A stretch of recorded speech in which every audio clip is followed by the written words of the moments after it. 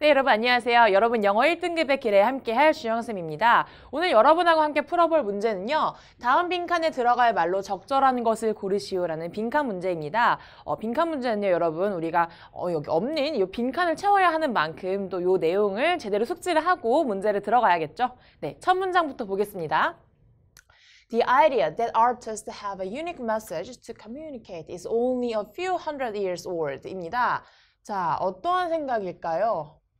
예술가들이 어떠한 전하려는 독특한 메시지가 있다, 확실한 메시지가 있다라는 생각은 only a few hundred years old입니다. 채 몇백 년이 되지 않은 생각이다 라는 문장으로 시작을 하네요. For most of European history, artists were considered primarily craftsmen.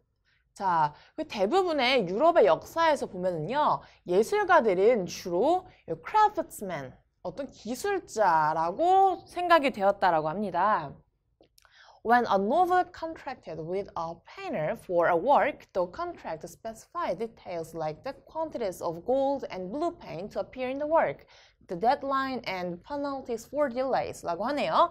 자, 이제 좀 본격적으로 어떤 계약에 관한 이야기가 나오는데요. 자, 귀족들이 우리 예술가와 함께 이 작업하는 것에 대해서 계약을 할 때는요, 주로 계약에서는 이러한 디테일들이 명시가 되어 있다고 합니다. 예를 들면요, 자, 금색 또는 파란색의 물감이 이 작업에서 얼마나 많이 보여지게 될지, 그 물감들의 수량과 또 데드라인, 언제까지 작업을 마감할 것인지, 또는 이 늦어지는 거에 대한 벌금을 얼마를 낼 것인지와 같은 내용들이 계약서에 명시가 되어 있다고 합니다. 그 다음 문장은요. A contract in 1485 between the painter Domenico Ghirlandaio and a client specified that Ghirlandaio would color the panel at his own expense with good colors and with powdered gold on such ornament as demanded, and the blue must be ultramarine of the value about 4 florins per ounce라고 하네요.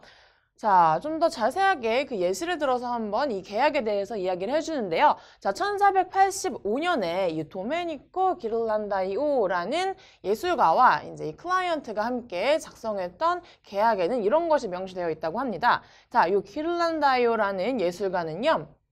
자, his own expense라고 하네요. 그의 자신의 사비로 사비를 들여서 자, 좋은 물감을 사서 이 판넬을 칠해야 하고요. 그리고 자, 파우더 골드라고 합니다. 금색의 분말을 사서 사용을 해야 하는데요. 자, 그리고요, demanded and the blue must be, 자, ultramarine이라고 하네요. 이제 파란 색깔 물감, 어떠한 물감을 써야 될지에 대해서도 자세하게 이야기를 해줬어요. 울트라마린이라는 색이고요. 그리고 그것은 한 온스, 1온스당 4플로린, 그 당시의 화폐 가격에 대해서 나타냈는데요. 4플로린의 물감을 꼭 써야 한다라는 이런 조건까지 자세하게 명시를 해줬습니다. In some contracts, 이러한 계약에서 보면은요, artists were paid by the time worked rather than a fixed price for the completed work 라고 하네요. 자, 몇몇의 계약에서 봤을 때는요, 이 예술가들은요, 그들이 일한 시간만큼 돈을 받았다고 하네요. 어떠한 작품이 끝나고 얼마를 줄 거다라는 이런 fixed, 고정된 지급액이 아니라 일한 시간만큼을 돈을 주기도 했다라고 되어 있고요. 자, this contract details show us that art was considered to be a blank, a very different concept of the artist than we hold today 라고 나와 있네요.